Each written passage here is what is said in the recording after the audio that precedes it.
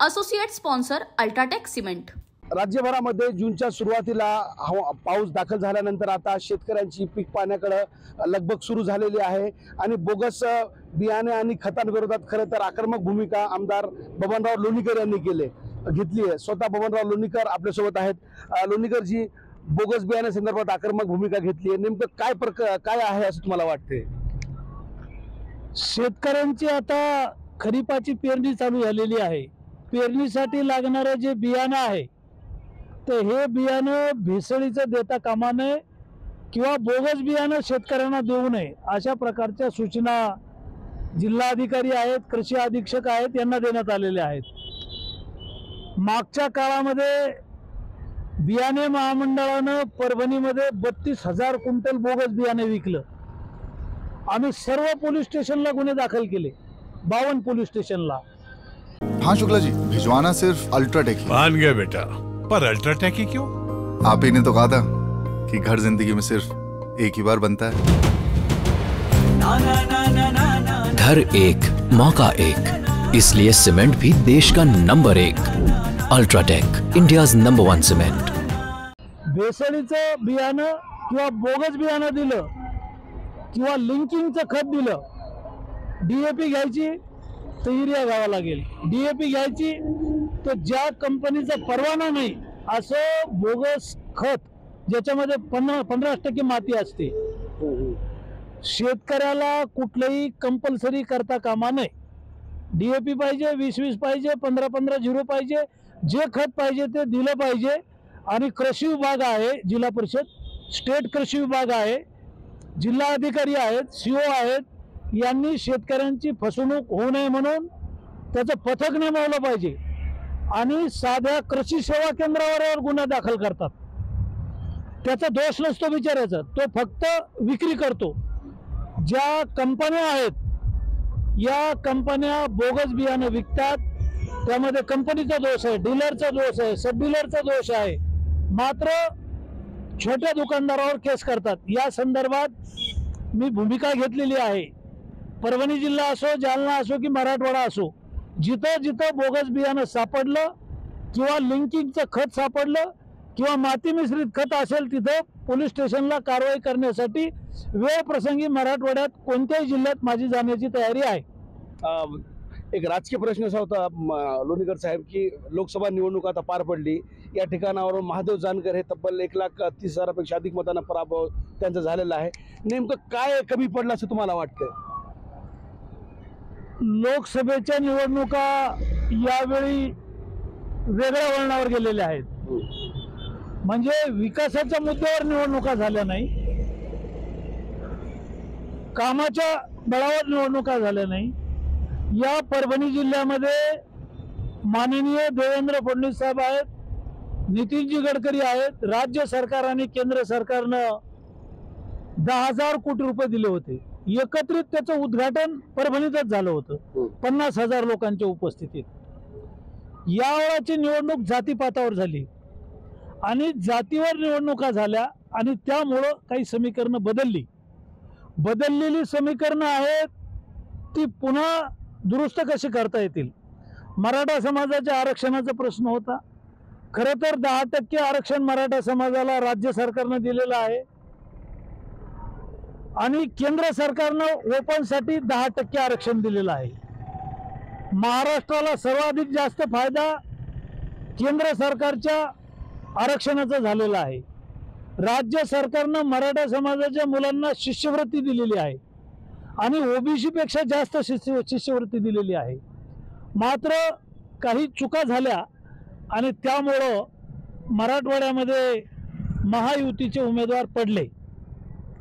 आता त्या दुरुस्त करून पुन्हा नव्या जोमानं आम्हाला लढावं लागेल। या वेळेला मराठा समाजाची नाराजी होती, मुस्लिम समाज वन साइड काँग्रेस राष्ट्रवादीकडे होता, दलित समाजाच्या मध्ये जाऊन काही अपप्रचार झाला, भाजपवाले घटना बदलणार आहेत अशा प्रकारचा अपप्रचार झाला, मुस्लिमांच्या बाबतीत असाच अपप्रचार झाला आणि त्यामुळे ही निवडणूक मराठवाड्यामध्ये आम्ही हरलो। महादेव जानकर साहेबांसाठी आम्ही सगळे शर्यतीचे प्रयत्न केले, ताकदीनं प्रयत्न केले, मात्र या सर्व गोष्टीमुळं अपयश आलेलं आहे. एकतर जानकर साहेब संपूर्ण जिल्हाभरामध्ये त्यांचा परिचय नव्हता. ते माजी मंत्री आहेत, प्रामाणिक आहेत, माझे मित्र आहेत आणि माझ्या विधानसभेमध्ये मी 7 वेळा जितकं ताकदीनं लढलो त्यापेक्षा जास्त महादेव जानकरांसाठी आम्ही सगळ्यांनी काम केलेलं आहे. मग जरांगे पाटलांचा आंदोलनाचा परिणाम झाला असं म्हणता येईल का? नाही, जरांगेंचं आंदोलन आहे, जरांगे पाटलाचं उपोषण आहे, मोर्चे आहेत, आंदोलनं आहेत, 10-10 लाखाचे मोर्चे निघाले महाराष्ट्रामध्ये. त्याचं वातावरण झालेलं होतं. खरं म्हणजे शरद पवार साहेब 3दा मुख्यमंत्री होते, शंकरराव चव्हाण साहेब मुख्यमंत्री होते, अशोकराव चव्हाण साहेब मुख्यमंत्री होते, शिवाजीराव पाटील निलंगेकर मुख्यमंत्री होते, आपल्याकडं विलासराव देशमुख साहेब मुख्यमंत्री होते. महाराष्ट्रात मराठा समाजाला 40 वर्ष मुख्यमंत्रीपद मिळालं. आरक्षणावर चर्चा सुद्धा झाली नाही. मात्र आमच्या सरकारनं 10% आरक्षण दिलं.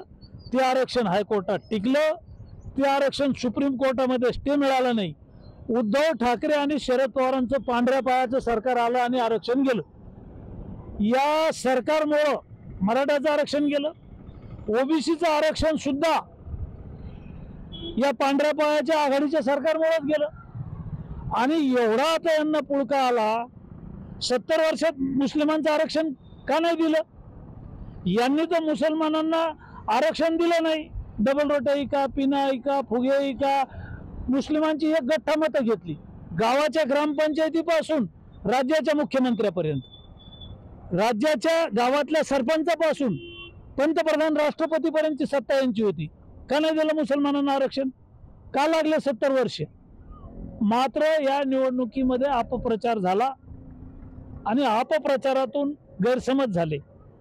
ह्या सगळ्या उणिवा भरून काढू आणि मराठवाड्यात पुन्हा एकदा जोमानं आम्ही लोकांमध्ये जाऊ. या लोकसभा संपल्यानंतर आता लोकसभेच्या मतदान जेवढं मिळालं त्या मतदानावरून टीव्हीनं असं एकूणच गणित मांडलं आणि त्यामध्ये महाविकास आघाडीची सत्ता येईल असा अंदाज बांधला. मग आता परिणाम येणाऱ्या विधानसभेवर होणार नाही का? हे बघा, गावाच्या ग्रामपंचायतची निवडणूक वेगळी असते, जिल्हा परिषदची निवडणूक वेगळी असते, लोकसभेची निवडणूक वेगळी असते आणि विधानसभेची निवडणूक त्या परिस्थितीमध्ये हे डेव्हलपमेंट होत असतात. कोणाच्या ध्यानीमनी नव्हतं की महाराष्ट्रामध्ये अशा प्रकारचा पराभव होईल किंवा काँग्रेस, राष्ट्रवादी, उद्धव ठाकरेंची शिवसेना निवडून येईल असं त्यांच्या पक्षाच्या लोकांना कोणाला वाटत नसतं. पण परिणाम असतो, कधी कधी सुप्त लाट असते आणि आता ती होऊन गेली. तुम्ही बघा पुढं विधानसभेमध्ये 200 जागा आमच्या निवडून येतील. याचा काहीच परिणाम विधानसभेत दिसून येणार नाही. विधानसभेवर याचा काही परिणाम होणार नाही. विधानसभा आम्ही 100% जिंकू. लोकसभा हे मोठं क्षेत्रफळ असतं. विधानसभेमध्ये त्या आमदारांचं काम असतं किंवा त्या आमदारांचा संपर्क असतो, त्या आमदारांनी समाज जोडलेला असतो आणि त्यामुळं येणाऱ्या विधानसभेमध्ये आम्ही 1000% जिंकू. शेवटचा प्रश्न लोणीकर साहेब, परत आता मंत्रिमंडळ विस्ताराच्या चर्चा रंगू लागलेल्या आहे, किंबहुना या अधिवेशनाच्या आधीच मंत्रिमंडळ विस्तार होईल असं वाटतंय. काय सांगाल आता या मंत्रिमंडळ विस्तारामध्ये बबनराव लोणीकर आम्हाला मंत्रिमंडळात दिसतील का?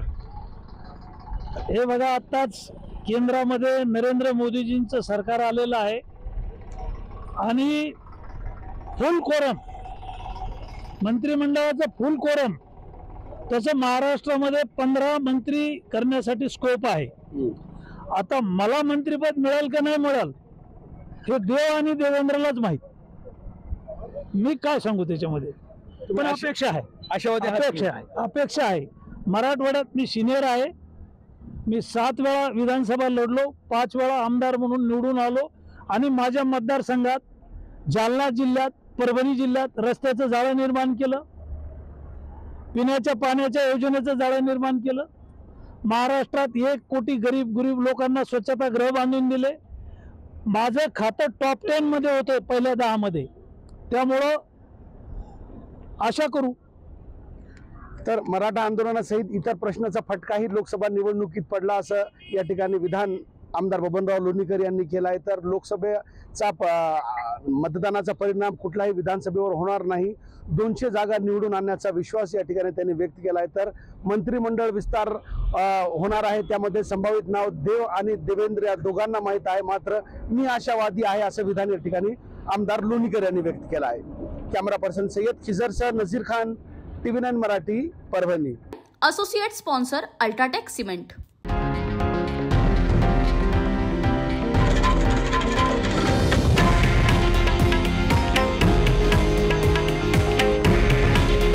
हे आहे देशातील नंबर 1 न्यूज नेटवर्क आणि आपण पाहत आहात TV9 मराठी. काळजी तुमची, हित महाराष्ट्राचं.